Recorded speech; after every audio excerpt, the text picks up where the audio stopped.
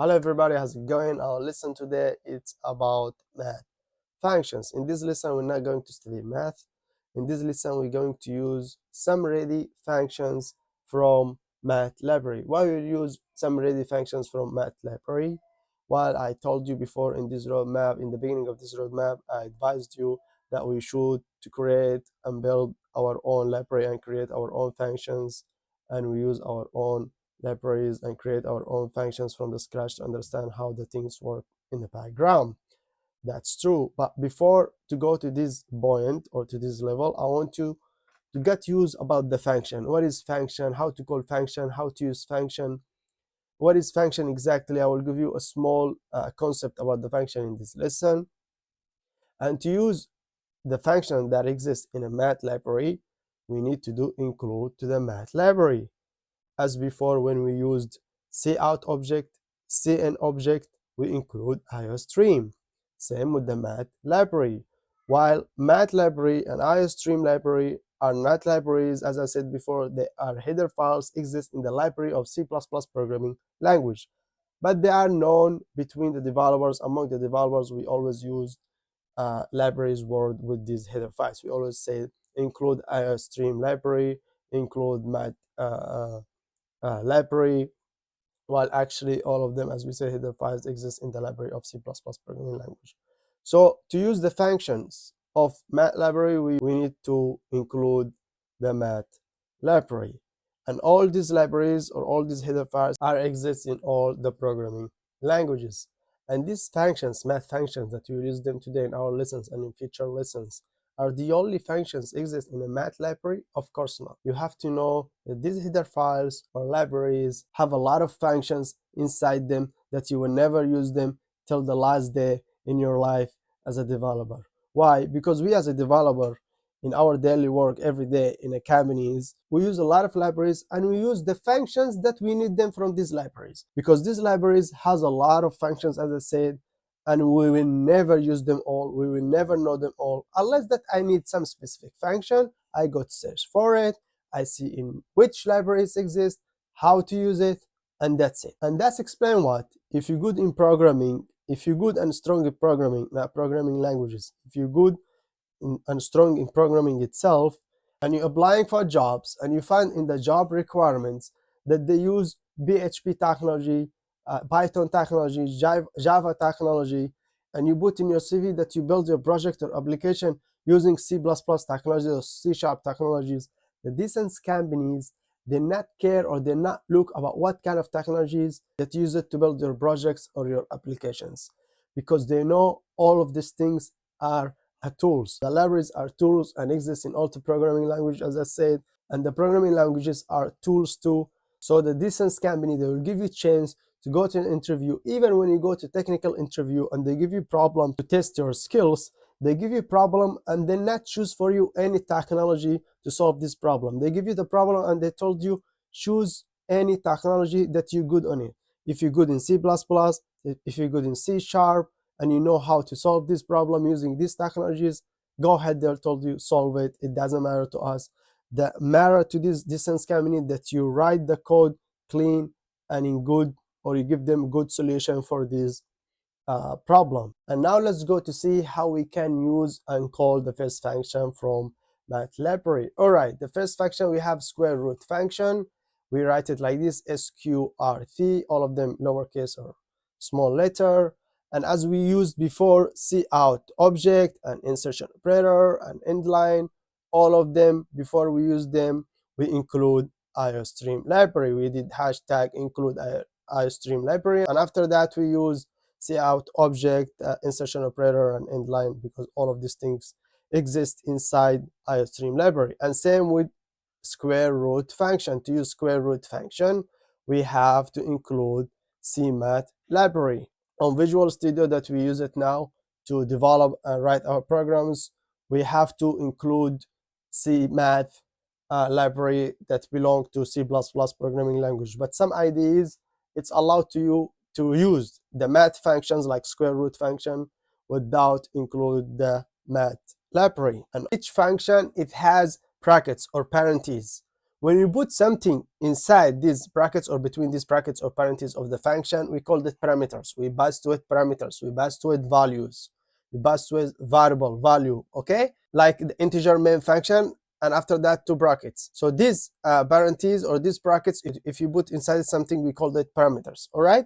So here when we call a square root function, we write it like this, sqrt, and we put inside its parentheses or inside its brackets the variable x that's stored actually inside the 64. So the compiler will give us the result or the square root result of number 64, which is 8. And here also we call it again sqrt. We call again the function, and we put inside its parameter 50. It's fixed value. You can also put between the brackets of the function fixed values, like here 50. No need just to put x or name of variables. You could put like fixed value 50, like numbers, numbers, and it's work. There is no problem. So what is function? Function is part of the code that I will use it many times in the program. Let's assume the square root function contains from 20 lines of code, and I will use it twice to get the square root result of these two numbers, 64 and 50. So to get the square root result of these two numbers, 64 and 50, I need to write 40 lines of code, because each time I need to write 20 lines of code to get one result. To get, for example, for square root result of number 64, 8, and the second time 7.07. So to get these two results, I need to write 40 lines of code. Instead, I do this. I will take these 20 lines of code, I'll put it in function, like in box, and I will put it in library. And every time I need this function, I will just call it. I will just call the name of the function, square root function, and I will put the fixed value or the number or the variable that is stored inside it, some value, to get the square root result of this number. That's function. I know that a lot of you do not understand the function from this lesson or from the beginning till this point, because it's not a little bit complicated, but I'm not going to explain to you all the concept of the function in this lesson. I'm just trying to give you a clue about the function. You will understand it more when you will build your own function, and when you will build your own library and put your own function in the library and you call your own function. You'll understand the function so good. Don't worry, don't panic. Everything in the beginning, it's look hard and not clear, but actually it's really easy. Just you are in the beginning, and you will understand it better and better with the time. You will understand it in this lesson. I'm sure you will understand the function in this lesson. We're still in the beginning. I will give you many functions to understand what's function, and we will build our own function by ourselves from scratch, and also the libraries, and we will call them and do all these things. And you should put in your brain the programming, it's about functions. The whole programming, it's about functions. For example, WhatsApp application, before, when you want to publish a story on WhatsApp application, you couldn't, or we wasn't have that feature to add music to our story like a Facebook. When we was publish a story, when we want to publish a story in Facebook, you could choose music with your story. In WhatsApp, it wasn't exist. Nowadays it exists, this feature. You can publish a story with music. What's happened? The developer, they just add function. They name the function WhatsApp story music, and they add this code inside this function, and they add this function to the previous code of the application WhatsApp that actually exists for years. So programming is about functions. You build your application, you build your program, and you have some specific functions. After that, the client or the customer or the users, they want some specific feature. So the feature, it's equal function. More you add feature, more you add functions. So it's just about functions, the programming. Like also on a lot of things next to the functions, not just function, but the functions is important. For that, we will take it step by step until you understand what is function. And from the third course on above, we will start to practice more and more and put our hand on programming more than in this course. I'm just in this course trying to give you the syntax, let you understand what is function and some another things. So as we said, square root x, it's give us 8, square root 50, it's give us 7.07107. So if you take this number 7.07107 and multiply it with the same number, it will give you also 50. And now let's go to Visual Studio to code and see how this program runs to understand more the function. Alright, this is our program. We did here hashtag include cmath library to use square root function, and here we have double x equals 64, and here I use cout object just to display on the console screen this text or string, square root value of 64, double quotation, less than square root and open bracket, and I put the variable x that store inside it actually the value 64, and after that end line. And same with the second line of code, square root of value, square root value of 50, of number 50, and I use the function, I call it again function square root, open bracket, I put the 50, so we could put, as I said, a variable name or fixed value like this number. The first one they give us a, the second one give us 7.70 and 7.07. Let's do run this program to check the results. Perfect. We have square root for the first line of code, square root value of 64, it's 8, square root value of the 50 of number 50, 7.07107. So let's get back to slides to take another function. It also exists in cmath library. All right, the second function, we have a round function. We called it rounding numbers. If you have, for example, 1.2 and you just wanted 1, or you have 2.1 and you just wanted 2, you have 2.4 and you just wanted 2, that's we called it rounding down. That you want to erase or do truncate for the fractions of this number, and you got the closest whole number, the closest integer number. Focus here. The round, what round function do? They do for you round up or round down, round down or round up. So if you have number with fractions or with decimals, 2.2, the round, it will give you the closest whole number, whole integer number, not number with fraction. The round function, it will give you the whole integer number or the whole number. If you have number, for example, 2.2, it will give you 2, 2.3, it will give you 2, 2.4, it will give you 2, 2.5, the round function, it will give you 3. The closest whole number for 2.5, it will be 3. From 2.5 till 2.9, it will give you 3. So now let's go to see an example about these things. Here we did the hashtag include cmath. Also round function exists in cmath library. And after that, we use cout object less than round function 2.4 is give me 2. Do rounding down. Why? Because 2.4, if it was 2.5 like this, it will give me 3. The closest number, the closest whole number or integer number for 2.5, it's 3. And here 2.7 also, it's 3. That's the round function.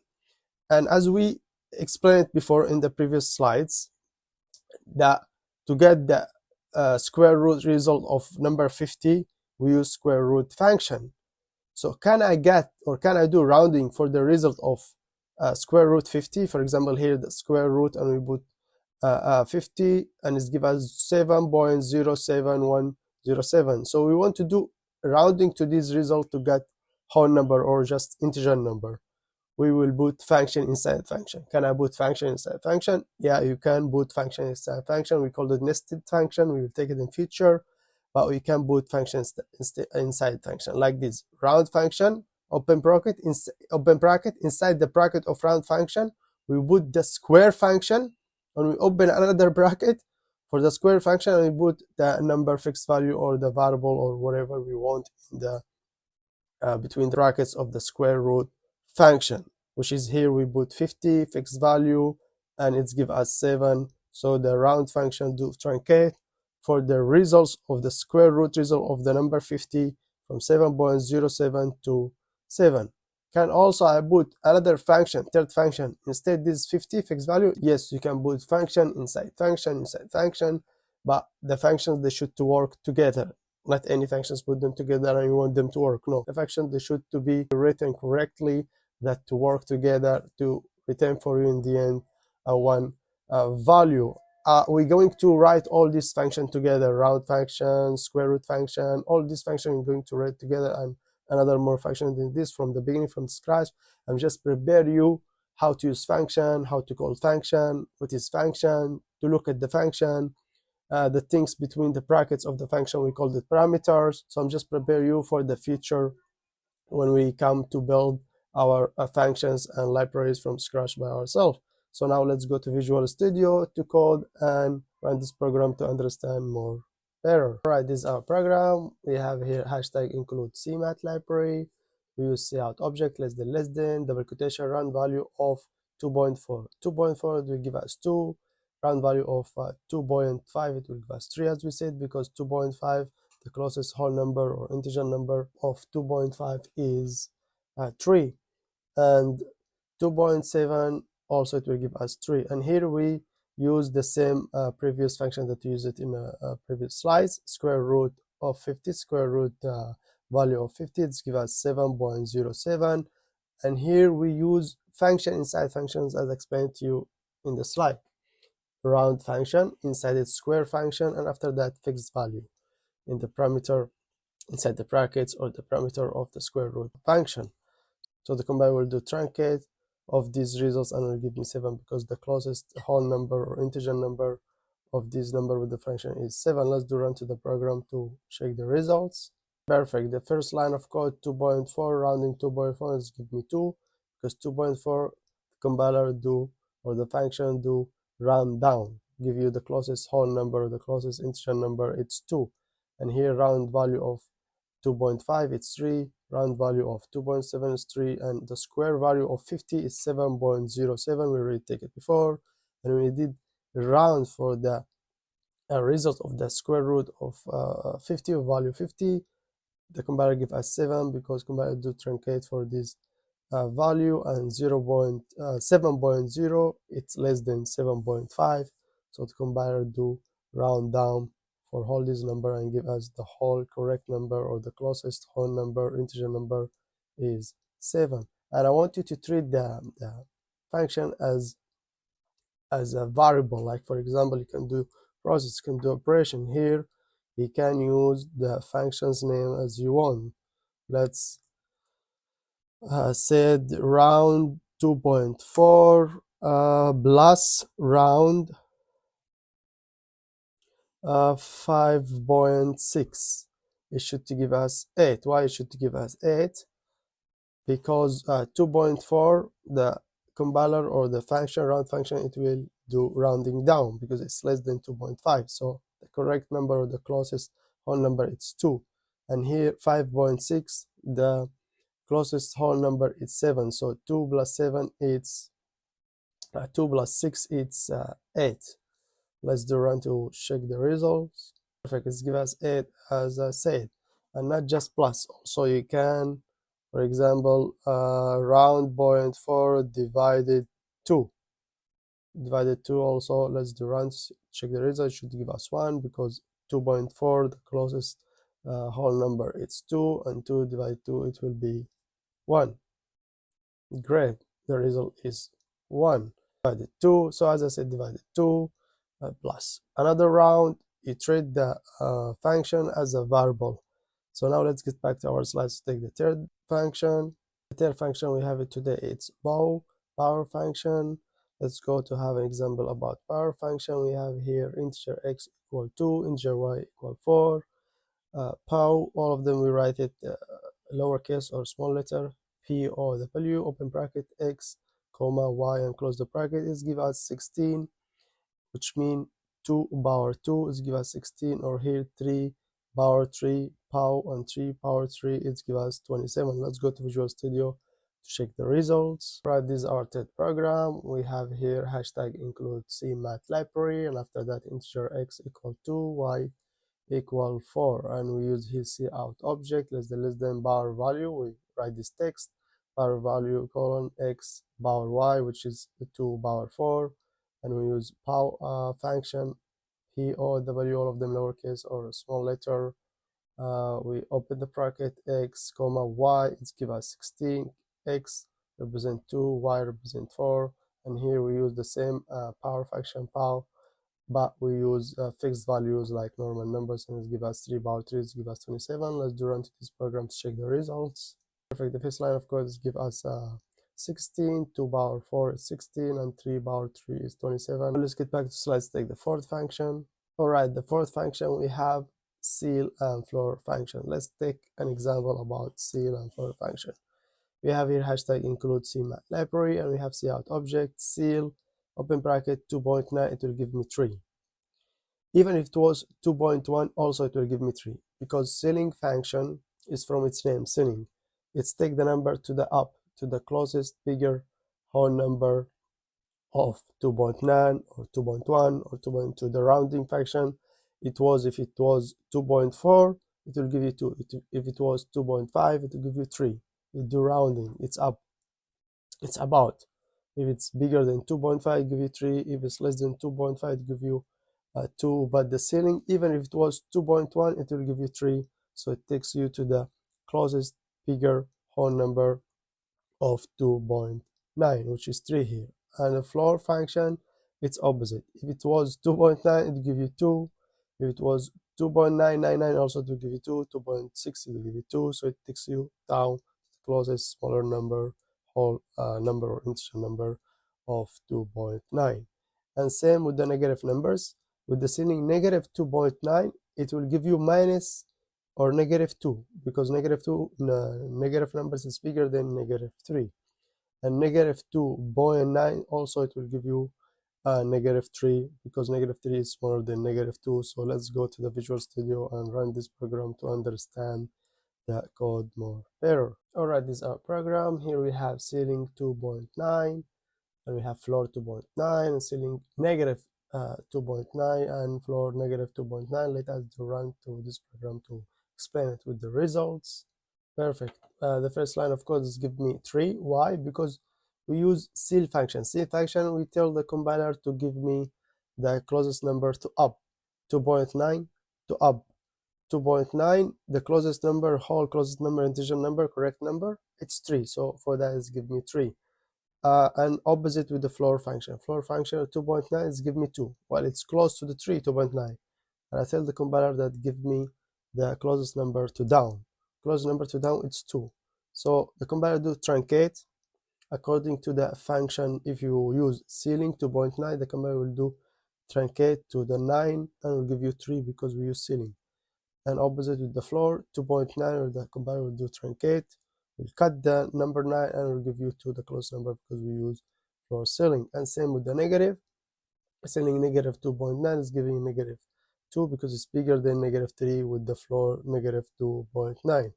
And even if you make the ceiling 2.1, also it will give you 3.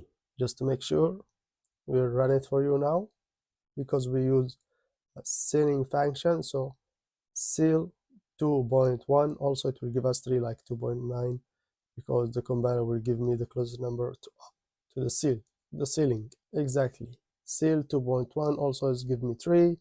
And if I write here instead the ceiling round, the compiler will give me 2.1, it will give me 2, because less than 2.5, the result it will be 2. Perfect, the result it's 2. And if I use floor, also the result it will be 2, because compiler do truncate for the functions and give you the closest number to down. So that was the difference between floor function, round function, and ceiling function. And now let's go to slides to take the last function in this lesson. Alright, this is the fifth and the last function in this lesson. It's absolute function. Absolute function is reverse for you the value from negative to positive numbers. Sometimes you need to switch, or you want to replace the negative numbers to positive numbers. You will use abs function. Let's take an example about it. We have here cout object, APS, abs open bracket, negative 10, it will give me 10. And negative and positive 10, also it will give me 10. So now let's go to Visual Studio to run this program to understand it. Alright, this is our program for the last function in this lesson. We have here cout object, abs open bracket, negative 10, it will give us positive 10. Abs positive 10, while we shouldn't use positive 10 just to make it sure. Also it will give us positive 10. Let's do run to this program to see if the absolute function going to reverse for us or replace for us the negative value to positive value, which is negative 10 to positive 10. Exactly. Abs negative 10 is giving me positive 10, and abs positive 10 also is giving me positive 10. So that was the lesson of today, guys. See you next lesson. Ciao.